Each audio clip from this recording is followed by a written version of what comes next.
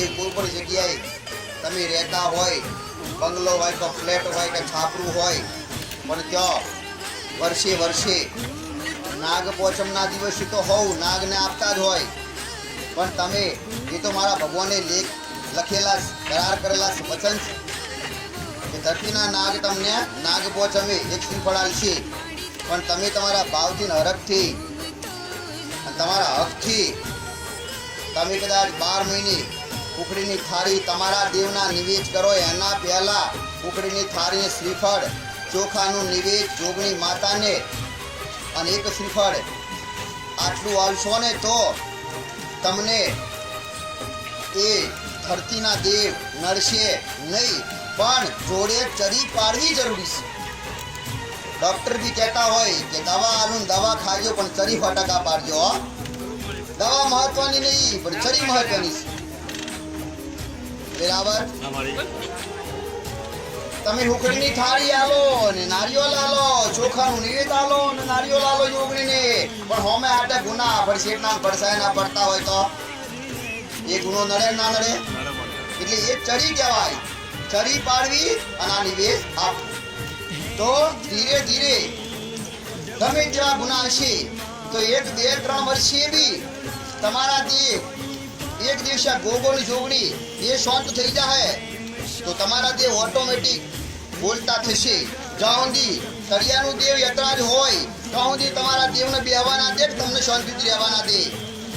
જેમ કે ધરતીનો ધણી નપડશે પડી એટલે એને પડસાયો પડે એટલે દરેક આ તળિયાની તો કોઈને ખબર જ નથી. આ ભૂમિકાના દેવ આવા જબરા હોય પોતાના દેવથી એ તો હકથી કોઈને ખબર જ નથી. અને મેં જાહેર કરીશું, અમલ કરજો ને અમલ જેટલાય કરીશ એટલાને ઘણા રિઝલ્ટ મળ્યા, અને અમલ કરશે એને મળશે ને અનુભવ થાય રાવત. બોલો ભાઈ, શાંતિ રાખ, હું કહી દઉં ગમે તે માતાજી ના કહી પણ હું કહી દઉં રાવત. મારે તો વેણ લેવા વધાવા લેવા ભાઈ કહેતા હોય ને કે આ વેણ આવતો નહીં વધાવા આવતો નહીં, કોક લૂંટી જાય કોક નડે અને કોઈ કહેવા જતું નહીં. આ સુધી મેં કોઈ કીધું નહીં તમારી માતા મને કહેવા જતી નહીં. એક વિડીયો ખાલી બતાવો કે માતા તમારી કહેવા જતી નહીં. ભાઈ 1100 વિડીયોમાંથી એક ખાલી વિડીયો કાઢ્યાલો અને મેં પણ એવું કીધું હોય તમારી માતા મને કહેવા જતી નહીં એટલે હું કહેતી નહીં. માતા તમારી માતા ભલે ના પાડતી પણ હું કહી દઉં તમારી માતા હારું નહીં કરવાની એવા સાચી ચામ કે એના ગુના સમાધાન નહીં થાય. એટલે પણ જોડે આવું કહું છું, કદાચ કોઈ એવું કહેતું હોય ને કે તમારી માં મને નડે હે, તમારી માં મને કહેવા દેતી નહીં, એ તદ્દન ખોટું છો, તદ્દન ખોટું. એ તો કોઈને દેખાતું નહીં એટલે બોનું કાઢે કે મને કહેવા દેતી નહીં. માતા કોઈ ના નડે માતાને રાવત કહેતા. ઉપરથી આનું સમાધાન થતું હોય ને એટલે એની માં ઉપરથી કહેવા દે કે મારો દીકરો ગોડો હું છપીવાળી માતા છું, મારે કહેવું પણ કઈ રીતે કહેવું. અને તું બોલતી માતા એટલે તારા પર વિશ્વાસ કરે એટલે તું કહી દે એટલે મારું સમાધાન થાય. અને દરેક બેઠેલા દરેક દર્શનાર્થી દર્શન કરવાના દરેક ને આવું છું. બધી જગ્યાએ ખોટા કોઈ મોટા મંદિર હોય કે નાના મંદિર હોય કે ગમે તે હોય મૂર્તિ હોય, દુઃખ વાળા બધા ફરી 10 વાર 15 20 વાર કેટલી વાર થયા કોઈ ખોટા કોઈ મૂર્તિ અને મૂર્તિ આગળ ઉભા રહી દર્શન કર્યા, ભગવાનની હોય કે માતાજીની હોય કે ગુરુની હોય, અને એક જ પ્રાર્થના કરી 10 રવિવાર ગયા હોય કે 10 વાર ગયા હોય અને એવું કીધું કે અમારું દુઃખ મટાડો, અમારું દુઃખ મટાડો. તમે 10 વખત પ્રાર્થનાઓ કરી 10 વખત ધક્કા ખાધા તો શું તમારી 10 વખતમાંથી એક વાર નહીં સાંભળી હોય? એમને તમે જે જગ્યાએ વિશ્વાસ કર્યો ભગવાન કે માતાજી ગુરુ એને તમારી અરજી સાંભળી જ છે, પણ તમારા ગુના તમને એ નડે વચ્ચે એને સારું કરવામાં એટલે સારું કરી શકતી નહીં. હવે ભગવાન હોય તો તમે ભગવાન જોડે દર્શન કરવા ગયા હોય અને ભગવાન જોડે પ્રાર્થના કરી હોય કે હે ભગવાન દુઃખમાંથી મુક્ત કરો અને અમારા દુઃખ મટાડો, પણ એ ભગવાનને તમને કહેવું કે તારા ગુના છે ને એટલે તને દુઃખ પડે.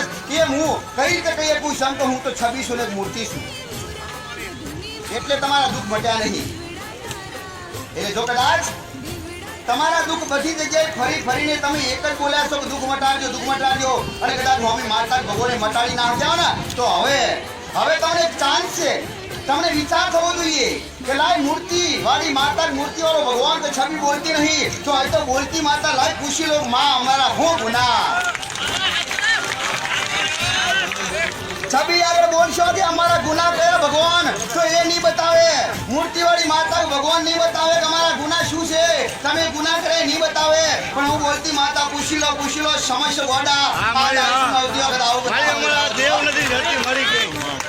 દેવને ગોતવા નીકળ્યો દેવ કે જમીનના ઝઘડા મળ્યા અને જમીનના ઝઘડા અને બે ભાઈઓ આપયા અને એ ભાઈ તૂટી ગયા એમાં તારી માતા ખોઈ ગઈ. હું સારી મેરડી આવું છું. હા મારી હા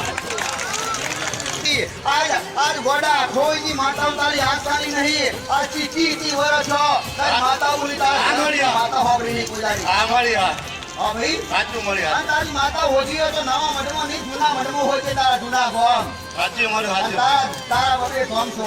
સાચું મારી જૂના ગોમમાંથી હોય છે તો તારા જૂના ગોમમાંથી માતા તારી મળી આવશે અને તારા નાકામાં પહેરતા ઢાળ પડે હોડો પડે તારા વામો જતો તારા જૂના ગોમ સાચું મળી હોડો પડે હોમી હોમલી પડે હોમો લેપડે પડે હોમા ટેકરા પર તમારા ઘર થાય.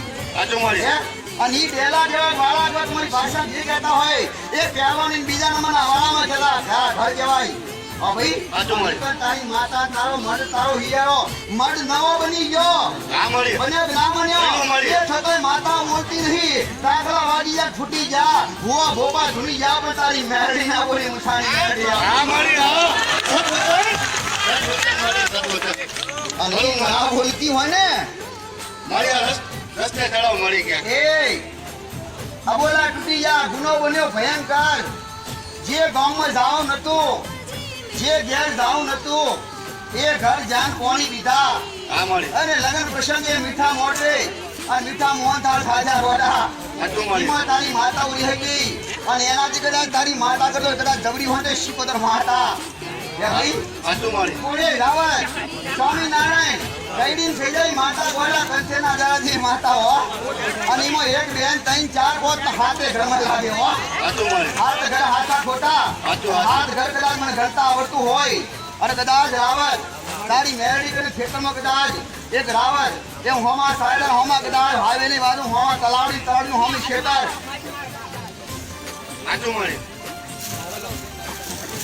જા બોલા તૂટી ગયા એના હરખા કરજે મુદ્દો તારો એ મેરડી નો અને જે ભયોના હો હા મળી ભયોના આપણે તો હરખા પણ એ ભાઈ પેલેલા આપણે આવત હા મળી હા હીરા કરજે હરખા હો બોલા તૂટી જાય એમાં એક દારૂ તારા ગામમાં છોકરાના જેટલી માતા તારી નાવાડી નાખશો હો.